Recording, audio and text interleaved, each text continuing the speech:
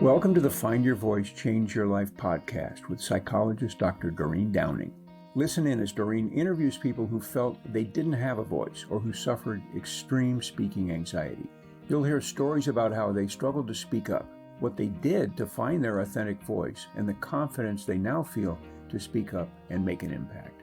If you want to get started right away to find your voice, download Doreen's free 7-step guide to fearless speaking at doreen7steps.com. And now, here is Doreen.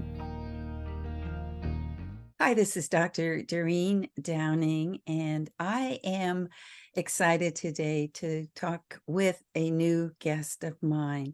We were speaking briefly before the show, and she's from the West Coast up in Seattle, and I'm a little bit closer to San Francisco, but I don't know why I'm starting with that today, except for there were many little pieces of connection already. Cindy and I have not met yet, but already it feels like we have a heart-to-heart connection.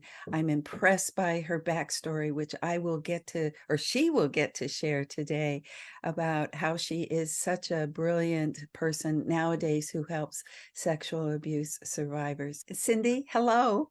Hi, so great to be on your show. Thank you. Yes. Real Well, honor. you sent me a brief bio, and I want to read that first, just so that people know what's up for today and where you come from and why you do what you do. Today we have Cindy Benezra. She's the author of Under the Orange Blossoms, an advocate for sexual abuse survivors, and the owner of a luxury event company. Wow, that's a lot in one concept. I'm excited to get started here today.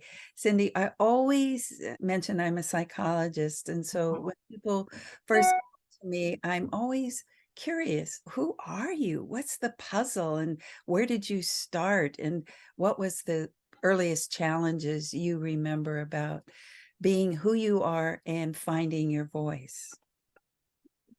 So I have to start. I think that I had an epiphany when I was a young girl. I come from a home where my father was my abuser, and he was a very dominant, very intelligent man. And he would molest me. And then my form of sexual abuse was more pornography, and which I wasn't really sure if this was a right thing or a wrong thing, but I figured out as the years went on, because this went from 5 to 10 years old. And I realized that it was wrong. But in the very beginning, I wasn't sure what was happening. I just thought he was taking pictures of me. And then he also fondled me. So there was some actual physical sexual abuse. But as I was growing up, and from birth to 5, that's your developmental years. That's where you're really forming your personality. How are you in the world and your surroundings? And how do you feel safe in the world? And what's your personality like? You're developing all these new stages. And it really shifted who I was as a person, and it impacted me severely. The abuse ended at 10, and I could share that later, but it ended at 10.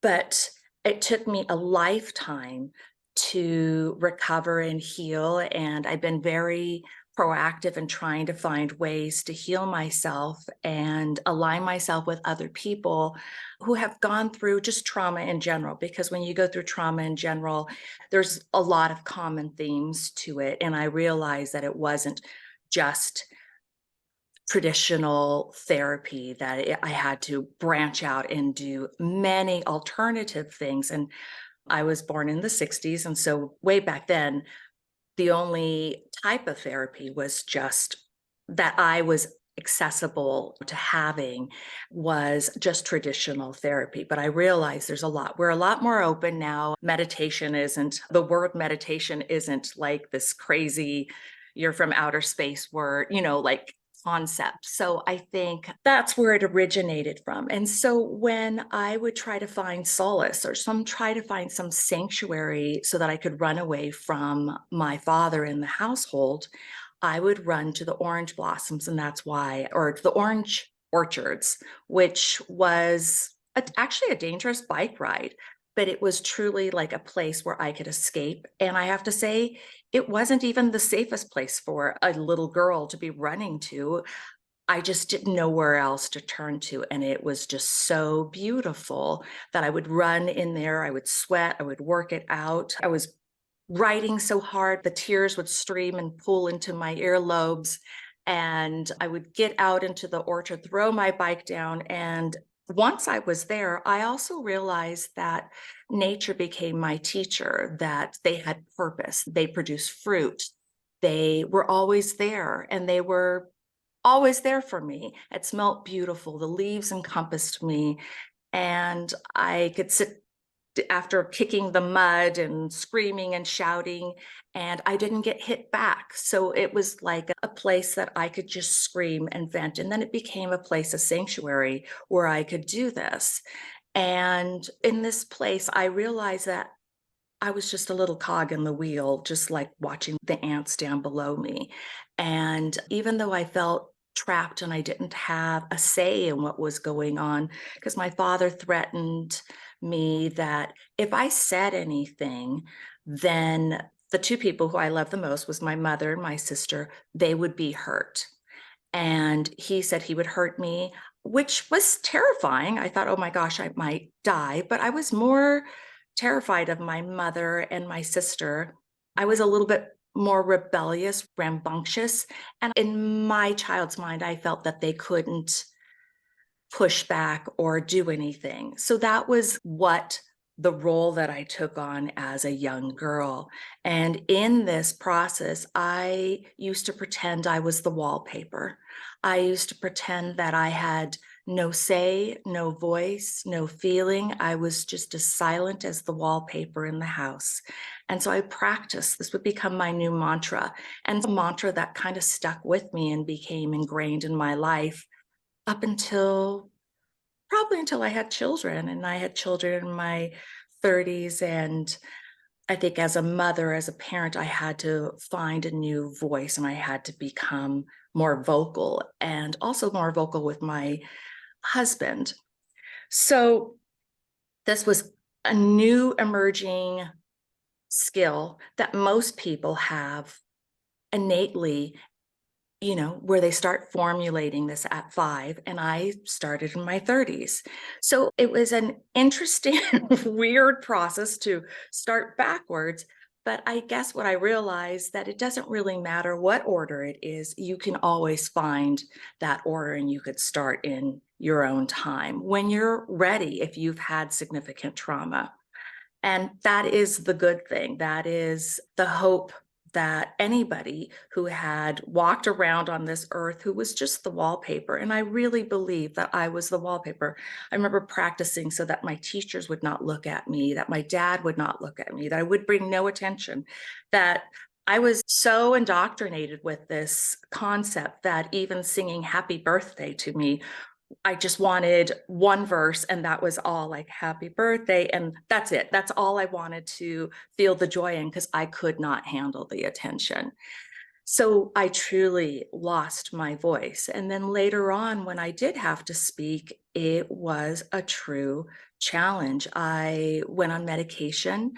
I took a beta blocker, and I had anxiety going into crowds, and I had to go on medication for that too. And I just enjoyed being around people so much, but I just couldn't speak or say anything. And then really until later on, I think my kids were already in middle school, high school, I really had to step up and truly find my voice. And my husband and I, we have 4 kids. We're in the throes of parenthood. There's so much goes on with parenting that I was really like, okay, like I need to find my voice. And I noticed in my household I could do it, but I couldn't do it outside, like really efficiently do it outside. I like small groups. It was very comfortable, but I noticed also in my social groups that other people would say things about other people or have political opinions. And I was always very quiet about mine. I just thought it doesn't matter what I have to say. There's so much more interesting. So very dismissive of myself. And eventually, when I would speak, because I felt so compelled to, I would say something. And I don't know, maybe some of the listeners can relate to this. When you do not speak and then finally it speaks, everybody's quiet. What is it saying? And I realized that people were really interested in hearing my opinion, even if they didn't agree. It was just, oh my gosh, she speaks. Oh, let's listen. And it's the worst feeling in the world when you're not comfortable. Everyone's quiet because you rarely say anything. And it was a very awkward thing. I remember going to the doctor and was on gabapentin at that time. I'm like, can you up my dose? Because I feel like I'm going to dissociate. So that's what happened a lot when I was younger. I would dissociate. So in the classroom, I was just overwhelmed with my senses, that I could hear the ringing in my ears and I couldn't say anything. It was like true stage fright. And I think the messaging was, don't speak, don't tell. And it was a very hard transition to go from that until later on into, so I was in my 40s then. And when I did speak, I noticed that there was a self-love that grew in myself. I noticed that I had a confidence that I never possessed before. I noticed that I felt whole. And maybe if something was taken away from me in that process of this horrific act as a kid, that was the thing that was holding me down. Maybe it wasn't, maybe I healed in other ways, but this was something that I needed to go through. And when I had another epiphany, like, oh, wow, like this is the part that is going to feed me. And I felt, I have to say, there was an incredible gratification, almost like I came home. And I really started to work on my voice. And I realized that our voice, our opinions, our thoughts, the way we are in this world and how we move and how we vibrate with others and communicate with them is vital. And it's vital the way we walk, and it starts to become a new belief system. And I thought, wow, this is magic. This is truly magic. But I didn't really think about like how to go, why we have, if we have these blocks, like what is the core thing underneath that prevents us? The medicine really obviously didn't help me. And it was just that core belief that I am silent. I am the wallpaper. I may die. That was the truth.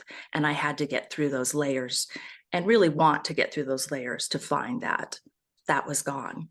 So those already, I have not wanted to interrupt you. Usually I do a conversation and we talk back and forth, but I just felt like you were covering all the points that are necessary for what I want to bring to listeners today, and such articulation. It's like a weaving, watching you do a tapestry from how the early, because it is true, those first few years is when we first find our voice, and then the accommodation that you made to just shut up, but also be protective of your sibling and of your mother, and then moving through life in the way that you're talking about, finding your voice finally.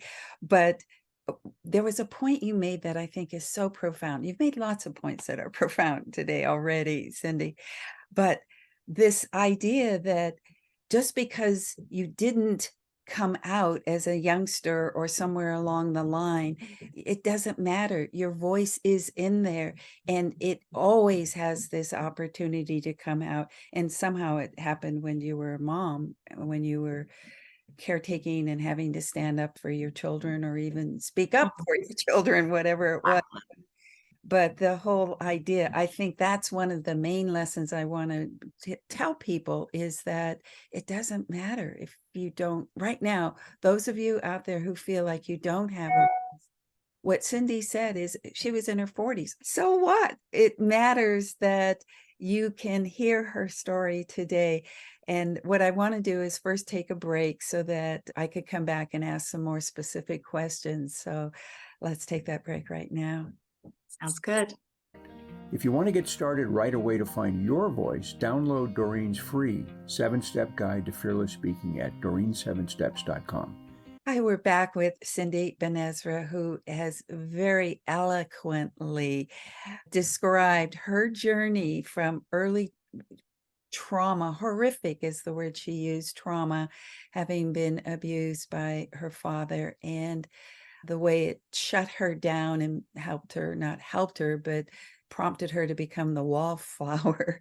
Yes, you are now in the world, obviously here on my podcast, telling your story, and you're bright and brilliant and beautiful with a smile. For those who aren't able to watch you, I just can reflect back that there's a radiance about you. And that is also what I think is so thrilling about recovery, is that no matter what has damaged us early on, our wounds, inside of us, there's always a precious core that is, or a voice that is waiting to be released, heard, and ushered out into the world. So you mentioned lots of modalities, and it wasn't just therapy that helped you find your voice. Tell us more about the different modalities. Let's see here. I'm going to start in my earlier years. So I lived abroad after 10. I moved to Iran. My dad was a petroleum engineer. And then later on, I moved to Spain. And that's where I had most of my years. My mom's Mexican, my dad's German.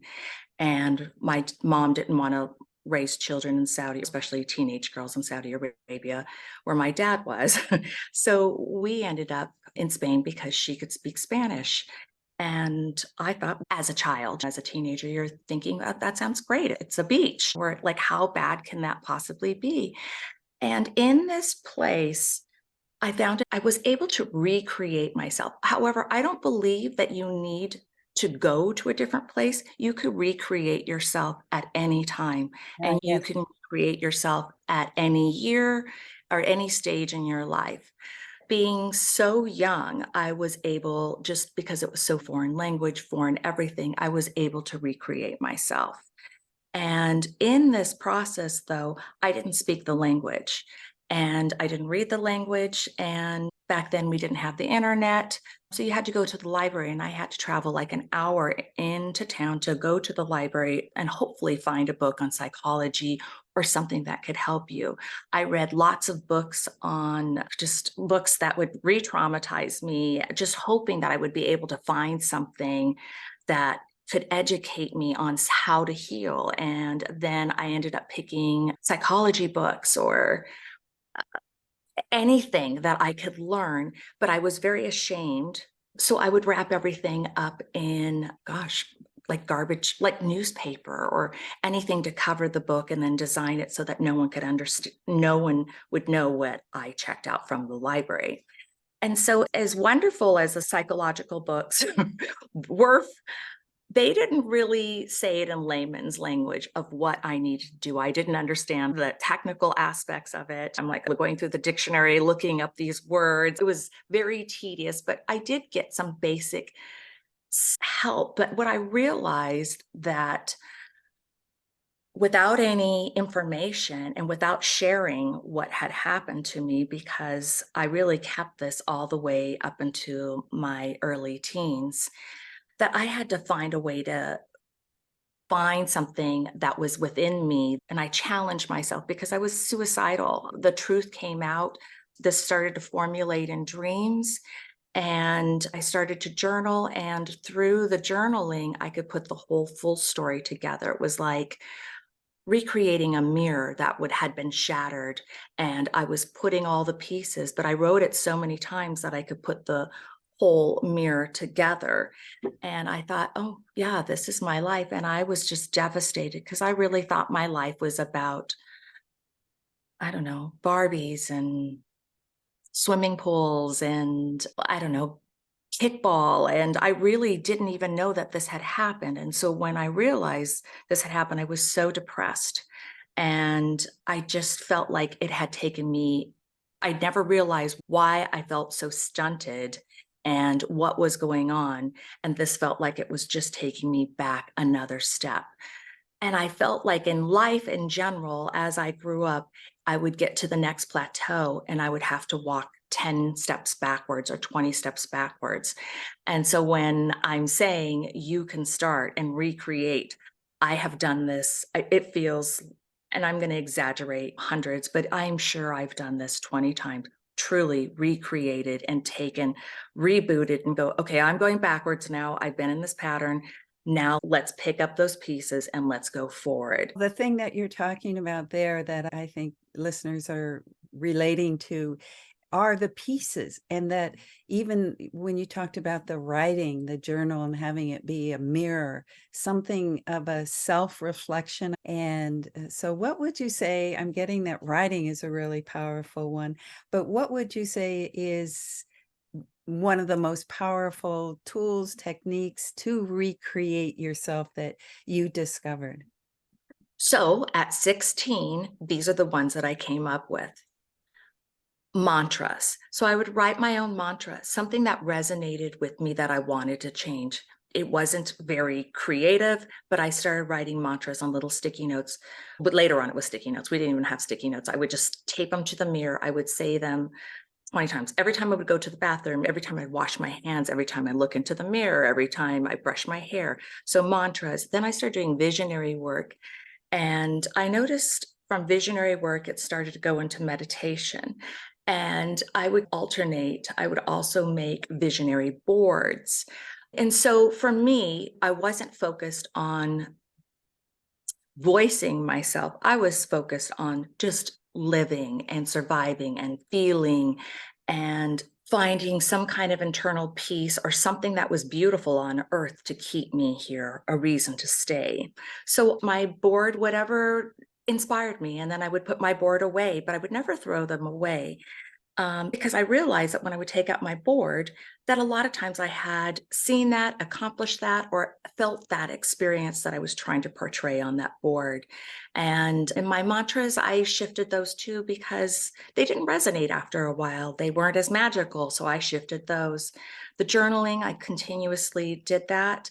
I had a thing where I would rip it up and tear it into 1,000 little pieces, and that just felt amazing. And then some of it I saved because it had real value to me, and which is also little pieces of that later on became my book. What else was the other thing? Exercising. I noticed that if I could shift blocks out of my body and move those stagnant blocks, that really helped a lot too. And then later on, when I grew up and came back to the States, I started going through traditional therapy. And then I found out that there's so many different kinds of counselors. It just blew my mind. There was counselors to help my children, counselors to help myself, counselors to help my marriage. I was just blown away. Trauma therapist. I was just like, wow.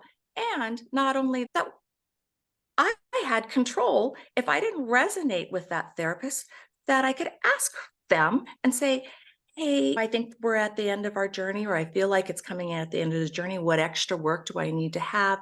But can you refer me to somebody else? And they were always willing, always happy to let me go. And they would refer me to the next person. And I thought, wow, all it took was just a few sentences and I got to go on my journey. I didn't offend if I didn't mean to, but I really realized they were very willing to let you go. Yes, you be you. So that was very empowering that I could go to different therapists. And when I felt like my journey was over, then, or it didn't resonate, it's okay. You could come back. You could call them up. And I did a lot of the light work, EMDR. That really helped me. That helped me with a lot of fear blocks. I started going to just pretty much any kind of therapeutic thing that you could possibly imagine. I did, even Reiki, anything alternative. Well, I would try it. one of the things I'm getting from you is, I said, so what was the most? But there isn't really the most. It helps. Oh, And I think that what I like hearing and what you're passing on to listeners today is the fact that there is multiple resources out there. And I like what I heard about you about just finding what felt right for you. And so that there had to be a sense of knowing. And because we're almost at the end, I want to come back to your book, because some of what you're saying right now and the way that you found yourself, I remember when we first started and you talked about going to the orchard, the orange and the blossoms, and the feeling like all the ways in which you could be yourself. And it was a natural kind of discovery, self-discovery. And to me already today, I feel, look at you go, girl. You know how to discover yourself. And you were doing it way back then. And you have our show today is all the ways in which you've discovered yourself, and which helps other people learn about how to discover themselves. But what would you say now that we're coming to the end? I want to make sure people know what you do and how to get a hold of you and what you offer. I'm an advocate for sexual abuse survivors. I blog and I have a website. It's www.cindytalks.com. And I'd love to hear from you there. I also have a book. It's on any kind of book for a place that sells books, but I would probably check on Amazon. I think that's the easiest to access. But what I do want to tell listeners is that there's no shame in going backwards to find your voice and stepping out and being who you are. It's okay. I think we think that everything has to go in a straight line, and it doesn't. It goes all over the place, sideways, backwards, and then forwards. And I think the willingness to step up and just even think and entertain it, that's the hardest part. And then the doing is less of a challenge. It's just the getting there. It's just taking that jump. I feel like you have fed us so many good, nourishing nuggets. And I feel you are very masterful at helping people learn about how to grow. It's not just, like you say, we don't just start out and develop ourselves. And the other thing I just heard you say is don't be afraid of your own, where you came from. Look back and incorporate it, use it to learn more about yourself. Your approach, I think. So do you do coaching with people? Do you do groups? No, actually, that's probably something that eventually I'd like to incorporate. Yeah. I Uh-huh. have to formulate. Maybe I'm always open to collaborating with somebody else if there's a need. Absolutely. Yeah. I know I've asked you to do one last word. I'm going to give you a chance to say one more last word because I was wanting to respond. And so let's say goodbye, but let us have a final word with you. Sure. I think for those who have experienced that true fear of when they're talking and that stuttering and that uncomfortableness, it just doesn't flow because you're not used to that flow. A tip for myself, I've never had any coaching experience with this, but it's something that I practice. And I like to envision something when I feel like I'm getting the stuttering and a dry mouth and the whole thing confused, flooded. I picture water, and I picture water, something I always find that is comforting to me. And everybody has a comfort, something they may picture. It might be a palm tree, it might be their bed. I don't know. But water seems very calming to me, and still water. And when I get that, it's an instant picture in my head where I picture calm water and I picture being calm water. And I realize slower I go, the slower I think. It might be annoying to somebody else, but that's my process. And I don't worry so much about being annoying. I'm not the quick talker, I'm not the quick thinker. That's okay. That's for somebody else. And I think you have to find that's okay. That's not me. And so be the slow talker, be the slow voice, be the slow whisper. It's okay. And I think you have to find who you are and really think about that. And that really helps me when I'm talking. Oh, Cindy, another golden nugget. Thank you so much. You're welcome. It was a real honor to be here. Appreciate it. Thank you for being with us today for this episode of Find Your Voice, Change Your Life. Each person Doreen interviews shares what has helped them find their voice. You can learn from these guests and find your voice so you can be confident to speak up and speak out. And remember to download Doreen's free 7-step guide to fearless speaking at doreen7steps.com. We hope you enjoyed the show and will return next time. Until then, goodbye for now.